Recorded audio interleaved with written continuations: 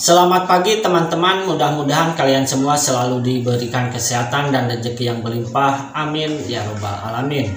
Ada berita yang mengejutkan dari ahli hukum, di mana ahli hukum pidana dari Trisakti, Dr. Asmi Saputra, belak-belakan soal aktor utama dalam kasus Pina Cirebon yang hingga kini terus memunculkan misteri yang tak berkesudahan.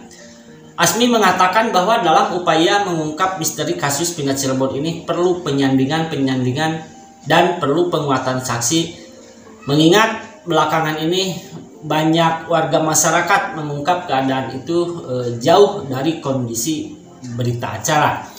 Nah, bahkan menurut Asmi pihaknya ingin lebih jauh lagi melihat penelusuran terkait hal tersebut karena dia melihat ada jalan buntu. Nah, untuk itu kata Asmi perlu dicek percakapan elektronik melalui HP antara korban Eki dan ayahnya Ibtu Rudiana.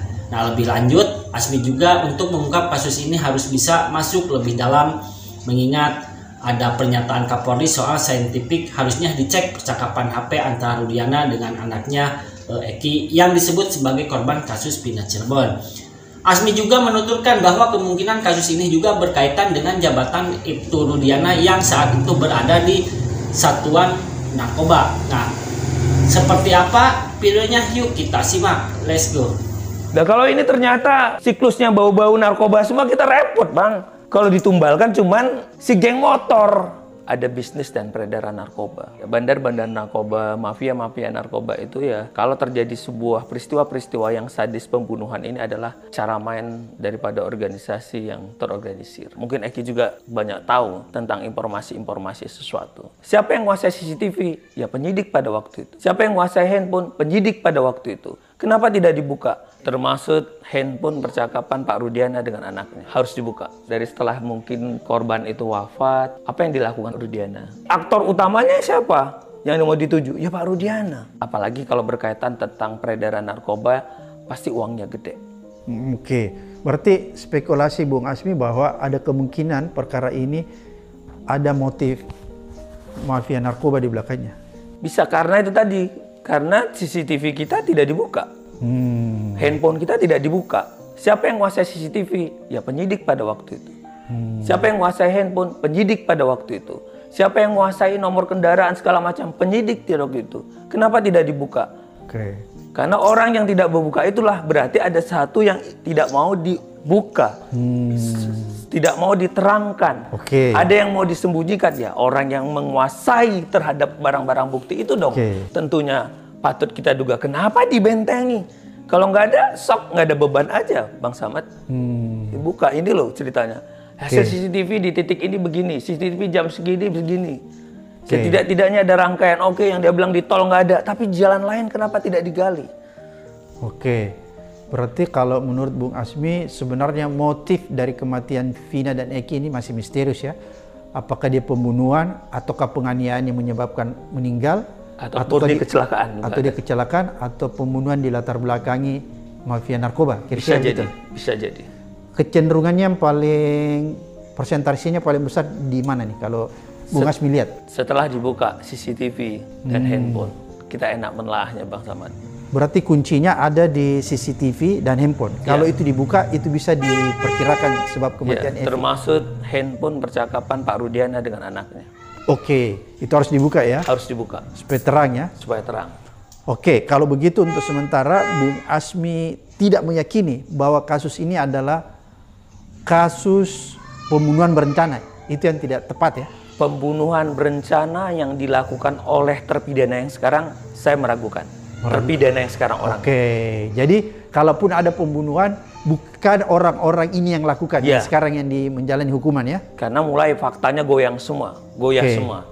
Jadi dari DPO yang akhirnya difiktifkan. Kenapa itu dibikin DPO ya Bang Samad, di luar tadi split sync? Itu kan mau dibikin saksi mati, dikunci mati. Supaya nggak ada orang, alasannya ditumbalkanlah orang-orang yang ada. 7 orang ya? Ya, terus orang-orang DPO ini dibikin adalah sebagai pelaku intelektualnya yang bisa ada meeting mind-nya untuk mengajak orang secara rame-rame. Terus nyata-nyata orang itu nggak ada. Terus persepakatan kehendaknya bagaimana? Kalau misalnya saya kenal sama Bang Samad yang ngajak saya, terus Bang Samad difiktifkan, terus saya sendiri yang dihukum. Berarti kan Oke. tinggal nyetel saya saja nih. Karena itu dibikin. Sekarang setelah polisi bikin itu adalah DPO, sekarang dicabut. Wah, beda dong konstruksi perkaranya. Bukannya perkara tersebut saling keterkaitan. Karena dibunyikan dari awal di penyidikan itu clear. Masing-masing perannya ini, masing-masing kualifikasi kegiatannya ini, bahwa kita sama. Loh, sekarang orang itu nggak ada. Terus gimana caranya? Misalnya ada pengangkutan orang, misalnya ada yang memukul, ada tenaga bersamanya. Loh, orang itu nggak ada. 2 ditambah 1, Peggy Perong yang katanya juga bukan orang itu. Dan ini peran-peran vital semua terhadap 3 ini. Kalau ini nggak ada, berarti Nggak ada pembunuhannya. kok cuma sakat tatal, malah cuma sekali. Kan gitu kan? Melakukan pemukulan sekali. Loh, apa akibatnya? Sama korban ini kan juga harus kita pikir. Masa orang dipukul sekali langsung mati? Yes, apa kaitannya? Jadi pasti konstruksi dakwaannya, konstruksi penyidikannya, karena penyidikannya dari awal tadi seperti yang kita tegaskan tadi. Uniknya perkara ini di splitsing, dipisah dengan 3 perkara. Oke. Untuk mengikat saksinya. Karena apa? Minimnya alat bukti. Bukan minimnya alat bukti, padahal banyak alat bukti tapi tidak dipergunakan. Oke. Kan menarik karena 3 di split scene, akhirnya di antara mereka yang statusnya tersangka itu bisa saling jadi saksi ya. Jadi saksi. Jadi saksi terhadap tersangka lain dan begitu pula sebaliknya. Jadi akhirnya mau nggak mau kita kompromi kan? Ya, Bung Asmi, itu kan kalau kita lihat di antara 7 orang selain Tata kan ada di hukum yang sebenarnya kalau secara psikologi orang itu orang keterbelakangan mental, kan gitu ya kalau Bung Asmi lihat itu. Apakah itu juga termasuk salah satu kejanggalan, kok orang yang begitu bisa dijadikan tersangka, saksi? Ya inilah yang kita bilang dari awal, kejanggalan pada proses penyelidikan dan penyidikan. Kalau dari awalnya sudah keliru, pasti nanti sampai di putusannya seperti tidak ada pilihan. Sayang sekali seperti kita bilang tadi, ini seharusnya kan keterangan-keterangan gini tidak bisa diterima dengan serta-merta, Bang Ahmad gitu loh. Jadi kita bilang, keterangan-keterangan yang begini apalagi memang hanya berdasarkan saksi mahkota atau hanya berdasarkan petunjuk saja di antara BAP. Kan mainnya hanya BAP sama saksi yang dalam tanda petik yang sudah terintimidasi ini. Tidak ada yang lain. Gitu loh.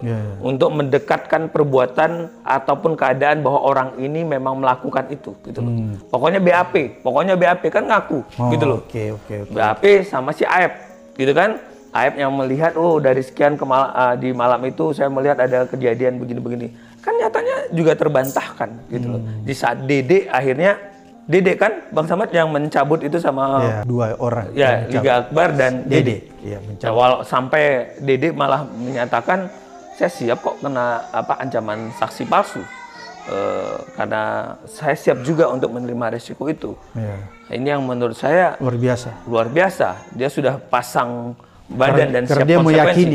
Dia meyakini gitu loh, karena menghantui terus dia kan terhadap orang yang harus dihukum seumur hidup gitu loh.